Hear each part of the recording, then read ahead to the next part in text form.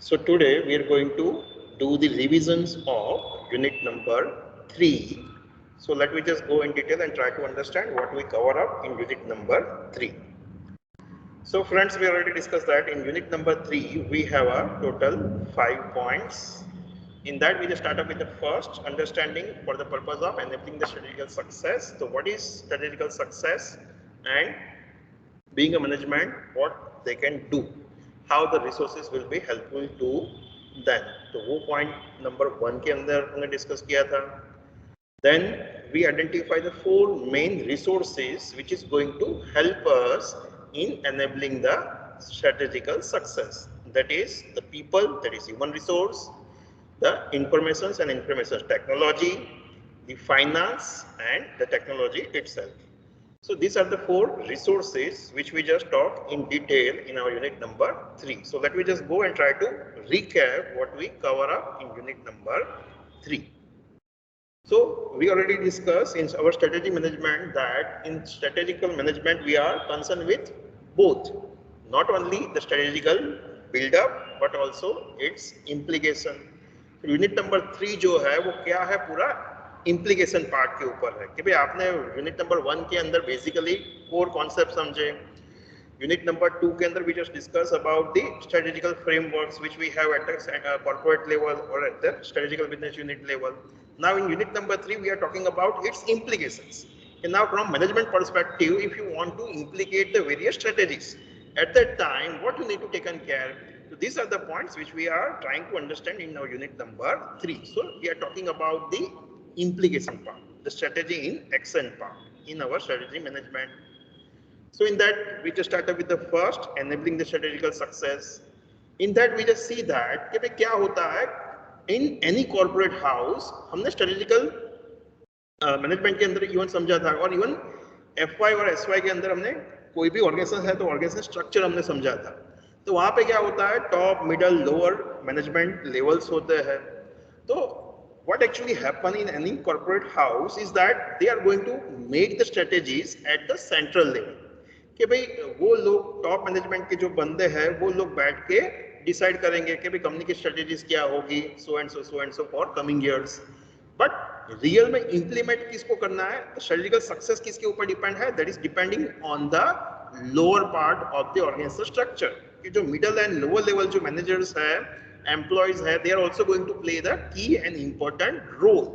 तो यहाँ पे हमने डिस्कस किया था अगर स्ट्रेटेजिकल सक्सेस करना है, सक्सेसफुली एग्जीक्यूट करना है, then the lower and middle level of employees and managers are going to play a key role. उनका इंपॉर्टेंस यहाँ पे बढ़ जाता है. तो from management perspective you also need to involve them कि भाई आपको क्या करना है, इवन उसको इन्वॉल्व करना है, उनको कॉन्फिडेंस में लेना है, उनका जो व्यू थॉट्स है प्रोसेसेस है उनको भी साथ में रखना है, और उसको ध्यान में रखते हुए आपको अपनी ओवरऑल स्ट्रेटेजीज बिल्ड अप करनी है. So in this way we just understand that कि भाई क्या है, हमें उनको भी समझना पड़ेगा. So to understand how these capabilities in separate resource areas can contribute to the overall success of the organization strategies and be capable of managing those resources. कि भाई हर एक जो कंसर्न एरियाज है, डिपार्टमेंट है, डिविजन्स है, उनकी capabilities क्या है, वो कौन से एरिया में अच्छे है, बेहतर है, एंड वो जो बेनिफिट्स है वो हम कॉर्पोरेट लेवल पे स्ट्रेटेजीज के अंदर सक्सेस करने में वो कैसे ले सकते हैं, वो चीज को हमें क्या करना है, इंटीग्रेट करना है. So we are talking about linking the top and lower for the purpose of successfully execution of the strategies. तो वो पॉइंट हमने पॉइंट नंबर 1 के अंदर डिस्कस किया था कि भाई आपको कंपनी के रूप में क्या ध्यान रखना है कि भाई आप ओवरऑल स्ट्रेटेजीज कैसे बिल्डअप करोगे, ओवरऑल हमारा ऑर्गेनाइजेशन कहाँ पे पॉजिटिव है, कहाँ पे वीक है. तो आपने इवन पिछला एनालिसिस किया होगा, शॉर्ट एनालिसिस किया होगा. Based on that you just recognise कि yes from the being a corporate house in this areas we are good enough and that can be executed or can be utilized for strategical success. At the same way here we are talking about the second part कि जहाँ पे even आपको क्या करना है कि भाई आप कौन से स्ट्रेटेजिकल एरियाज के अंदर बेहतर हो, अच्छे हो, आपका कौन सा रिसोर्सेस अच्छा है, यूनिक है, and how it can be capitalise in your strategical buildup.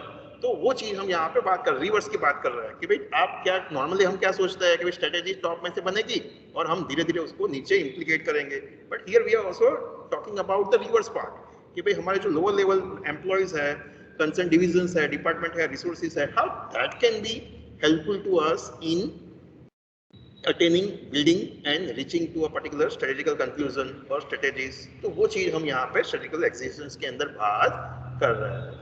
तो यहाँ पे हमने देखा था कि अगर from organization's point of view कि अगर आपको strategy को succeed करना है, then you have a 4 main resources which you are talking about।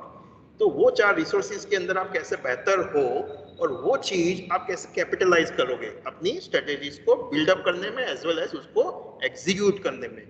तो वो चीज हमने पूरा यूनिट नंबर 3 के अंदर डिटेल में जाके पढ़ा था। तो which are the resources? The people, the informations, finance and technology. So let we just go one by one. तो first we are talking about the people कि जहां पे हमने समझा था कि भाई बीइंग अ कॉर्पोरेट हाउस, हमारे यहाँ पे जो लोग हैं उनका skills, knowledge, abilities, it is also going to उनका behaviour, it is also going to play a key role in your successful strategical executions. कि भाई आप टॉप मैनेजमेंट के रूप में स्ट्रेटेजीज बिल्डअप कर दोगे, बट अगर आपके जो एम्प्लॉयज है उनका स्किल, नॉलेज, एबिलिटी, बिहेवियर अगर उसको सपोर्ट नहीं करेगा तो आप सक्सेस नहीं हो पाओगे। कि भाई आपने स्ट्रेटेजीज बिल्डअप किया कि भाई हमको क्या है, मार्केट लीडर बनना है, सबसे हाईएस्ट मार्केट शेयर गेन करना है, कि भाई आपको कन्वर्ट करना है क्वेश्चन मार्क्स में से स्टार में, बट आपका बिजनेस यूनिट मूव नहीं होगा। क्यों? कि भाई वो बिजनेस यूनिट्स के जो एम्प्लॉयज हैं उनका बिहेवियर अच्छा नहीं है, रिस्पोंडर्स के साथ वो अच्छी तरह से इंटरेक्ट नहीं करते हैं, then definitely the sales is not going to be increase. तो ये क्या दिखा रहा है कि भाई आपके जो लोग हैं, आपके जो ह्यूमन रिसोर्स है, that is also going to play a important role for strategical success. तो वहां पे हमने देखा था there are the 3 important issues which you need to focus for the purpose of using your people, human resource as an important resources for strategical executions। तो वहां पे हमने देखा था first the people as a resource, people and their behavior, and third part is organizing the people, management part of the people। तो ये 3 areas हमने recognize किए थे जिसके ऊपर आपको focus करना है। तो उसके अंदर सबसे पहला हमने देखा था people as a resource कि भाई as a human resource managers हम क्या है, we are using the various traditional activities for the purpose of carry outing and taking the work from the employees at our organisations. तो वहां पे हमने देखा था कि जो ट्रेडिशनल एक्टिविटीज है कि भाई हम ऑडिट करते थे, परफॉर्मेंस अप्रेजल करते थे कि जहाँ पे हम लोगों को ऑब्जर्व करते थे, प्लानिंग अबाउट द रिवॉर्ड्स, कौन से बंदे को कितना रिटर्न मिलेगा, बोनसेस मिलेगा, recruitment, selection, training and development, ये सारे क्या है, वेरियस ट्रेडिशनल एक्टिविटीज थी।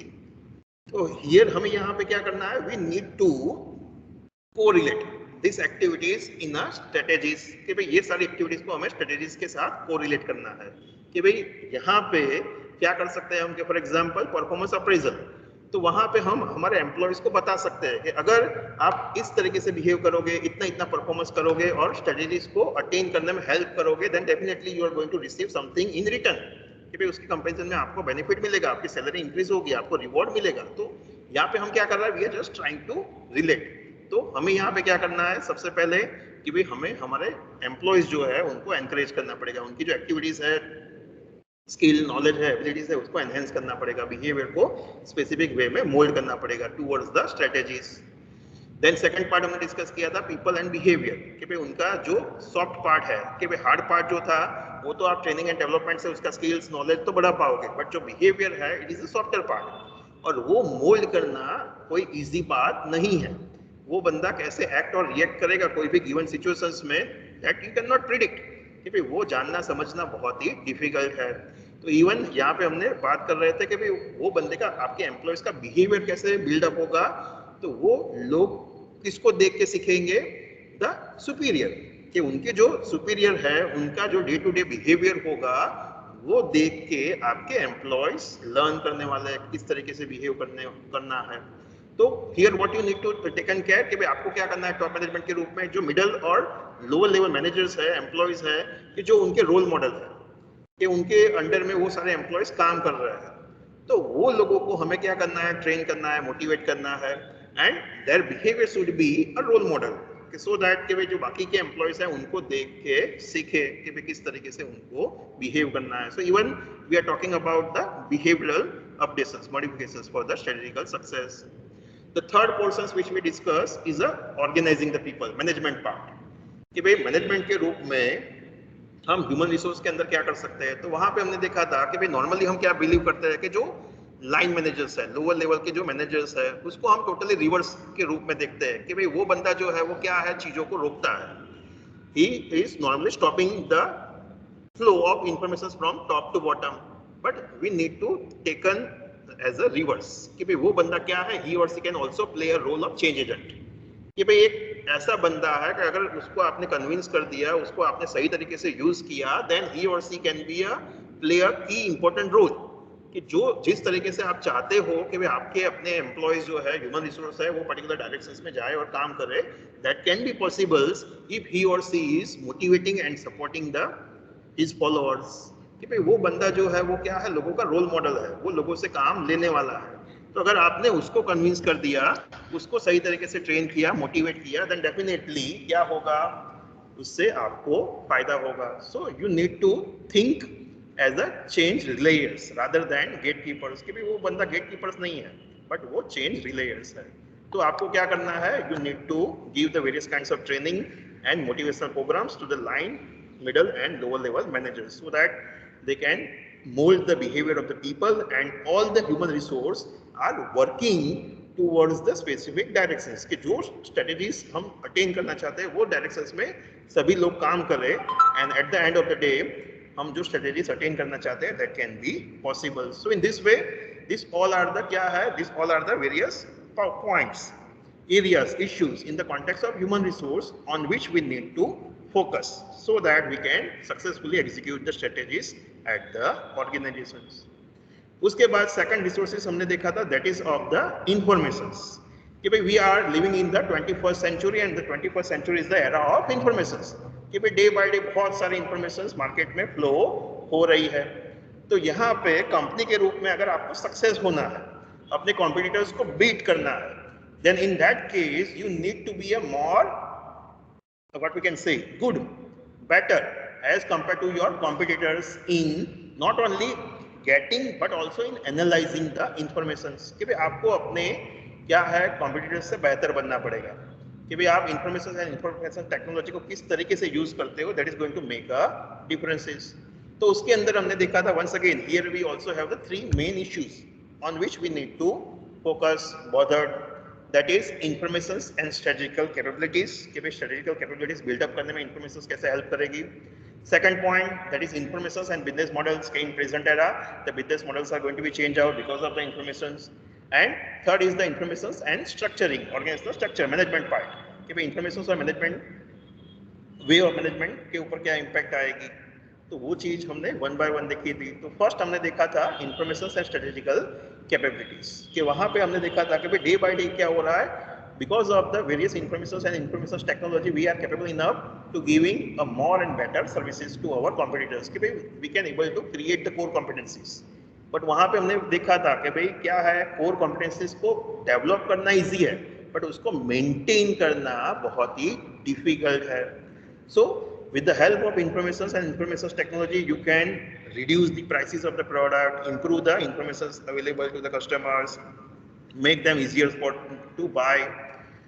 You can create the on-time delivery, service reliability आप enhance कर पाओगे, personalized product develop कर पाओगे, even after sales services improve कर पाओगे. ये सारी चीजें क्या है आप बेहतर कर पाओगे because of information and information technology, कि जिससे वो कोर कॉम्पिटेंसीज क्रिएट करेगा, स्ट्रेटेजिकल कैपेबिलिटीज आपकी बिल्डअप करेगा, और कस्टमर्स के लिए वो क्या चीज क्या है, वैल्यूएबल चीज होगी. He or she will be feel satisfied, delighted if you are doing this. Then क्या हो रहा है, आप भी कर रहे हो, आपका कॉम्पिटिटर्स भी वही करेगा. So what you need to do, you need to go for data mining. कि जहां पे where you need to do is you need to analyze the data, whatever informations, whatever data you are going to collect from the market, your system, you need to analyze it and convert it from data to informations to knowledge. कि भाई आपको आपके जो customers हैं उनका knowledge gain करना पड़ेगा, so that you can understand कि भाई उनका बाइंग बिहेवियर क्या है, उनकी रिक्वायरमेंट्स क्या है, and based on that you can offer the services to them, कि भाई उनको आप अपनी सर्विसेज ऑफर कर पाओगे, बेहतर तरीके से कर पाओगे, and it will create the values for them, कि भाई वो उनके लिए वैल्यूएबल होगा, वो सेटिस्फाइड होंगे, डिलाइटेड होंगे, और वो बंदा भी खुश, आप भी खुश, दोनों क्या है बेनिफिट होगा. So in this way, Informations is going to help us in creating the strategical capabilities. Then वहाँ पे एक और पॉइंट था कि भाई रॉबर्टनेस, कि भाई आप जो भी कोर कॉम्पिटेंसीज क्रिएट करोगे with the help of information technology, वो कैसी होनी चाहिए कि भाई वो सस्टेन होना चाहिए. अदरवाइज क्या होगा, आप कोई नई टेक्नोलॉजी इंफॉर्मेशन लेके आओगे बट वही चीज आपका कॉम्पिटिटर्स कॉपी आउट कर लेगा. तो this are the 3 or 4 points which we just see, कि जिससे क्या होगा कि भाई आप ऐसी डिफिकल्ट सिस्टम बिल्डअप करते हो कि जो आपके कॉम्पिटिटर्स कॉपी आउट करना डिफिकल्ट हो जाएगा. तभी क्या है, आपकी कोर कॉम्पिटेंसीज लॉन्गर पीरियड के लिए सर्वाइव करेगी और आपको बेनिफिट मिलेगा. Then second we just see is about the informations and changing business models, कि भाई क्या हो रहा है, because of the information and information technology the way of doing the business is going to be change out, कि भाई past to present situations totally change हो रहा है. कि भाई पहले क्या था, हम ऑफलाइन की बात कर रहे थे, now we are shifting from offline to online. Online के अंदर भी whether we are focusing more on single value chain or whether we are talking about the more than one value chain.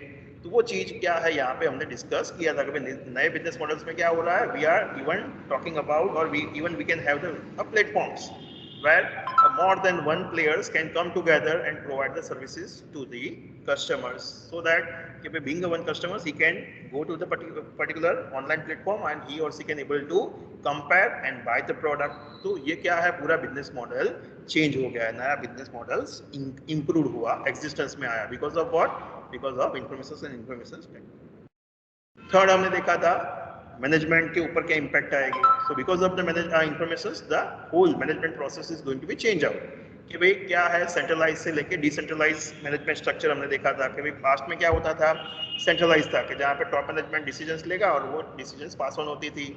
Decentralise में authorities उनको pass on किया जाता था. तो वहाँ पे हमने प्रीवियस पॉइंट में देखा था कि भाई मिडिल और लोअर मैनेजर्स है, they are going to act as a gate keepers, कि भाई वो जो टॉप मैनेजमेंट जो इन्फॉर्मेशन पास ऑन करना चाहता है तो वो ब्रेक हो जाती है. तो now because of this information technology we can reduce this gate keepers role, कि भाई हम क्या है एज अ टॉप मैनेजमेंट वो खुद अपना क्या है वेबसाइट बनाएंगे, ब्लॉग बनाएंगे, and they can directly pass on the information to the even last employees. वो क्या है, एक बेनिफिट हो जाएगा because of this information. So in this way, these are the points which we talking about for the information and information technology and its impact on the strategical success. उसके बाद third resource हमने देखा था, that is finance. In that we just see that कि भाई finance is one of the important resource. कि भाई finance जो है वो डिटरमाइन करेगा कि भाई आप स्ट्रेटेजिकल सक्सेसफुल होंगे या फेलियर होंगे, कि भाई आप कितने फाइनेंशियली स्ट्रांग है, that is going to make a differences. उसके अंदर भी 3 इंपॉर्टेंट इश्यूज एंड एरियाज है कि जो हमारी स्ट्रेटेजिकल सक्सेस को, एग्जीक्यूशंस को अफेक्ट कर सकते हैं. उसके अंदर सबसे पहले देखा था हमने managing the values, that is, then second is funding the strategies, and third is the financial expectations of our stake holders. उसके अंदर सबसे पहला पॉइंट था मैनेजिंग द फॉर वैल्यूज, कि भाई कंपनी के अंदर, ऑर्गेनाइजेशन के अंदर कहाँ कहाँ से पैसा आएगा, कहाँ कहाँ से पैसा जाएगा. आपकी वैल्यू कब क्रिएट होगी, कि when you are going to create the more assets, more revenue, कि भाई जितने भी स्टेक होल्डर्स है वो सारे लोगों का आपसे एक्सपेक्टेशंस है, वो सारे लोग क्या है, they want the return on investments, कि they just giving the money to you as a share holders, they invest in your companies, and in as compared to that what they want the return. तो आप उनको value दोगे कब, जब company profit में होगी, जब कंपनी के एसेट्स इंक्रीज होगी और खर्चे कम होंगे, तभी जाके आप उनको अच्छा रिटर्न डिविडेंड के रूप में दे पाओगे, फ्यूचर में कंपनी को एक्सपांड कर पाओगे और ज़्यादा प्रॉफिट क्रिएट कर पाओगे. तो यहाँ पे क्या है, we are talking about the creating the values for the stake holders. तो वहाँ पे हमने डिफरेंट सोर्सेज देखे भाई कौन कौन से सोर्सेज है कि जहाँ से पैसा कंपनी में आएगा और कौन कौन से सोर्सेज है जहाँ से कंपनी में से पैसा जाएगा, कि जिसके माध्यम से क्या है हम वैल्यूज क्रिएट करना चाहते हैं, कि भाई हमें किसके ऊपर फोकस करना है, वैल्यू ड्राइवर्स के ऊपर फोकस करना है. आइडेंटिफाई करना है कि भाई कौन कौन से सोर्सेज है कि जहाँ से हमें सबसे ज़्यादा रिटर्न मिल सकता है, और कौन कौन से कॉस्ट ड्राइवर्स है कि जिसको हम रिड्यूस कर सकते हैं, कि जिसके माध्यम से हम वैल्यू क्रिएट करेंगे। तो ये पॉइंट नंबर 1 था। सेकंड था फंडिंग द स्ट्रेटेजिकल डेवलपमेंट, कि वहाँ पे हमने देखा था कि भाई कौन सी स्ट्रेटेजी आप एग्जीक्यूट करना चाहते हो, आप कौन से सेगमेंट में हो, क्वाड्रेंट में हो, and based on that the various financial strategy is going to be change out. कि भाई आप क्वेश्चन मार्क में हो गए तो people are not ready to invest in your business, because कि भाई आपका बिजनेस जो है वो अभी इंट्रोप्रेनर स्टेज में है, इतनी सेल्स ज़्यादा नहीं है, ज़्यादा रिस्क होगा, तो people are not going to invest. तो at that time the venture capitalist or private investors are going to give you money to execute and run your business. धीरे धीरे आप स्टार में आओगे, मैच्योरिटी में आओगे, डिक्लाइन में आओगे, तो वहाँ पे क्या होगा, जैसे जैसे आपके क्वाड्रेंट्स चेंज होंगे, आपकी सिचुएशन चेंज होगी, फाइनेंशियल सिचुएशन चेंज होगी, उसी हिसाब से फाइनेंशियल रिक्वायरमेंट चेंज होगी, उसी हिसाब से क्या है डिफरेंट सोर्सेस आप यूज करोगे for the purpose of getting the money. तो वो हमने देखा था पॉइंट नंबर 2 के अंदर कि क्या होगा, आपकी फाइनेंशियल रिक्वायरमेंट चेंज होगी। Then third is financial expectations of the stake holders, कि जितने भी स्टेक होल्डर्स है, डायरेक्टली इनडायरेक्टली जो भी मेंबर्स हमारे साथ वैल्यू चेन में जुड़े हुए हैं, वो सारे लोगों का एक्सपेक्टेशंस होगा। So being a management you also need to bother कि भाई हम क्या डिसीजंस ले रहे हैं, हमारी क्या स्ट्रेटेजीज है, वो स्ट्रेटेजीज का क्या आउटपुट आएगा, और वो जो आउटपुट है वो हमारे स्टेक होल्डर्स की रिक्वायरमेंट के मुताबिक है या नहीं है, वो चीज़ हमारे लिए यहाँ पे इंपॉर्टेंट रोल प्ले करती है। So even starting from identifying the strategy to do executions, वो हम स्टेक होल्डर्स के व्यूज को ध्यान में रखते हुए एग्जीक्यूट करते हैं। उसके बाद लास्ट हमने रिसोर्सेज देखा था मैनेजिंग द टेक्नोलॉजी, जहाँ पे हमने डिस्कस किया था कि क्या हो रहा है in the present era, the technology is going to be developed day by day in the forms of new products, in the form of processes, in the forms of complexity in that particular products, legal requirement, robustness, rewriting the rules। तो ये सारी क्या है various ways दिखा रहा है कि जिसके माध्यम से नई नई products मार्केट में आ रही है because of the new and updated technology। तो वहाँ पे भी हमने 3 issues और points देखे थे कि जो टेक्नोलॉजी के कॉन्टेक्स्ट में हमारे स्ट्रेटेजिकल एग्जीक्यूशंस को अफेक्ट करेंगे। That is first is technology and competitive situations, की भी टेक्नोलॉजी जो है वो हमारी कोर पर्टिकुलर इंडस्ट्री की कॉम्पिटिटिवनेस को कैसे अफेक्ट करेगी, वो पॉइंट था। Second strategy and strategical capabilities, की भी टेक्नोलॉजी जो है वो हमारी स्ट्रेटेजिकल कैपेबिलिटीज को कैसे अफेक्ट करेगी। And third is organising the technology, management of technology part. तो उसके अंदर सबसे पहले हमने स्टार्ट किया था कॉम्पिटिटिव सिचुएशंस, कि भाई जो टेक्नोलॉजी है तो वो इंडस्ट्री की कॉम्पिटिटिव सिचुएशंस को कैसे अफेक्ट करेंगे। तो वहाँ पे हमने डिस्कस किया था कि अगर कॉम्पिटिटिव सिचुएशन समझना है कोई भी इंडस्ट्री की, तो at that time we have the particular model, that is PESTLE model हमने यूज किया था, पॉटर्स 5 फोर्स मॉडल यूज किया था। तो यहाँ पे हमने लिया था पॉटर्स 5 फोर्स मॉडल, कि जिसके माध्यम से क्या है, यू वांट टू अंडरस्टैंड कि भाई वो पर्टिकुलर इंडस्ट्रीज की कोर कॉम्पिटिटिव सिचुएशंस क्या होगी, कैसी होगी। तो वहाँ पे हमने हर एक पॉइंट में देखा था कि भाई जैसे जैसे टेक्नोलॉजी का चेंज आएगा उस हिसाब से हर एक पर्टिकुलर लेवल पे क्या इफेक्ट होगी। तो वहाँ पे हमने समझा था कि जैसे जैसे क्या है टेक्नोलॉजिकल चेंजेस आएंगे, वैसे barriers to the entries change हो जाएगी, सब्स्टिट्यूट प्रोडक्ट अवेलेबल हो जाएगी, bargaining power of the suppliers reduce हो सकता है, bargaining power of buyers increase हो सकता है, competitive rivalry among the existing and new players में भी इंक्रीज। तो ये सारी चीजें क्या है आपने कॉम्पिटिटिव सिचुएशंस के कॉन्टेक्स्ट में समझा था, बट इफेक्ट ऑफ टेक्नोलॉजी के पॉइंट ऑफ व्यू से। उसके बाद हमने देखा था टेक्नोलॉजी एंड स्ट्रेटेजिकल कैपेबिलिटीज, कि भाई टेक्नोलॉजी जो है वो हमें स्ट्रेटेजिकल कैपेबिलिटीज बिल्डअप करने में कैसे हेल्प करेगी। तो हमने even already point number 2 information वाले पॉइंट में समझा था कि भाई इन्फॉर्मेशन एंड इन्फॉर्मेशन टेक्नोलॉजी जो है वो क्या है, आपको कोर कॉम्पिटेंसीज देगी, बट उसको सस्टेन करना, लॉन्ग टर्म के लिए मेंटेन करना, इट्स क्वाइट डिफिकल्ट, बिकॉज जो टेक्नोलॉजी है आपने वो टेक्नोलॉजी ग्रो किया है, डेवलप किया है, तो definitely over a period of time आपके कॉम्पिटिटर्स को भी वो टेक्नोलॉजी ग्रो करेंगे, डेवलप करेंगे। सो तो आपकी कोर कॉम्पिटेंसी जो है वो क्या है, चली जाएगी, बिकॉज आप वो एरिया आपके अंदर अच्छे थे, अभी आपके कॉम्पिटिटर्स अच्छे हो जाएंगे। So in this case you need to talking about कि भाई आपकी कोर कॉम्पिटेंसीज कैसे आप बिल्डअप करोगे और उसको कैसे मेंटेन करोगे। इवन सेकंड फेज में हमने डिस्कस किया था कि वेदर यू विल डेवलप और यू विल एक्वायर, कि भाई कंपनी के रूप में आप खुद वो टेक्नोलॉजी को डेवलप करोगे या कहीं से उसको एक्वायर करोगे, जो कंपनी ने वो डेवलप किया है उसको एक्वायर करोगे। तो उसके कॉन्टेक्स्ट में हमने देखा था there are the various influencing factors which is going to determine कि भाई आप इन हाउस बनाओगे या एक्विजिशंस के लिए जाओगे, तो आप कॉम्पिटिटिव एडवांटेज लेना चाहते हो नहीं लेना चाहते हो, रिस्क टेकर हो या नहीं हो, टेक्नोलॉजी की स्पीड कितनी है, इनिशियल स्टेज में है या अभी ऑलरेडी मार्केट में स्पीडीली स्प्रेड हो रही है। तो वो सारे फैक्टर्स क्या है अफेक्ट करने वाले हैं कि भाई आप स्ट्रेटेजीज को क्या है इन हाउस करोगे या एक्वायर करोगे। उसके बाद थर्ड पॉइंट था ऑर्गेनाइजिंग द टेक्नोलॉजिकल डेवलपमेंट कि भाई मैनेजमेंट पर्सपेक्टिव से आप क्या करोगे। तो वहां पे हमने देखा था कि भाई एक क्वेश्चन आता है कि भाई टेक्नोलॉजी जो होगी वो कहाँ पे होगी और कौन उसको फंड करेगा। So there are the 2x2 quadrants in that we just discussed in some of the situations the corporate house is going to take an initiative and it funded by the corporate house and it is established at the corporate level only. In some situations totally reverse is also possible. Some divisions are going to take a lead and provide the money for identifying and creating the technologies. So that is 2x2 matrix we just talking about. In this way, these are the three areas which we recognize in the context of technology कि जो क्या है हमें ध्यान में रखना है. So in last we can say that कि in overall integrating the resources, what we are saying that कि हमें overall क्या ध्यान में रखना है.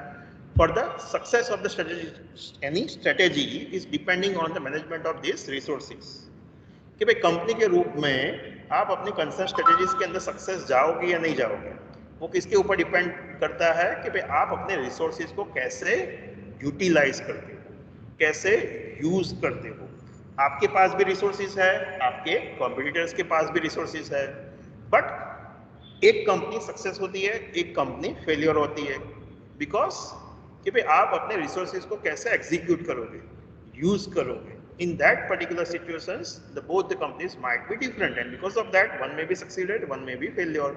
तो यहाँ पे हमें क्या ध्यान में रखना है, जो सारे रिसोर्सेज को है, जो हमारे पास रिसोर्स है, पीपल, फाइनेंस, इंफॉर्मेशन टेक्नोलॉजी और even various resources which is given to us by the our value chain suppliers.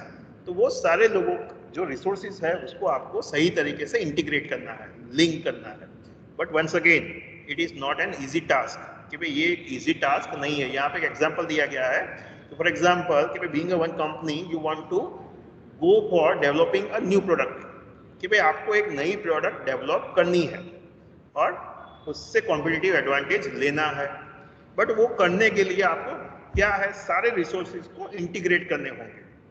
So from this one figure we can see that कि भाई how much complex it is कि भाई एक product को identify करके product को develop करना is not an easy task. You are bothered with research and development, manufacturing, labour, HR, finance and even customers.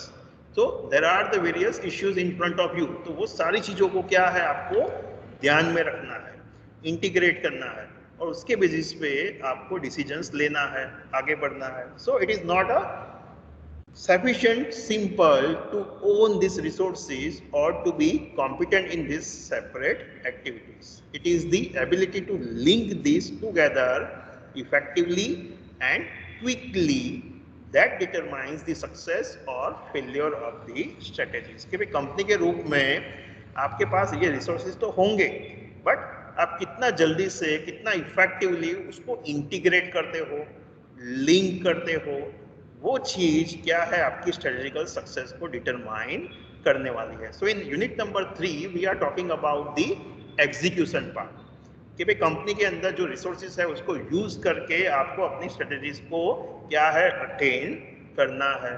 So this is the unit number 3 in our subject of strategy management.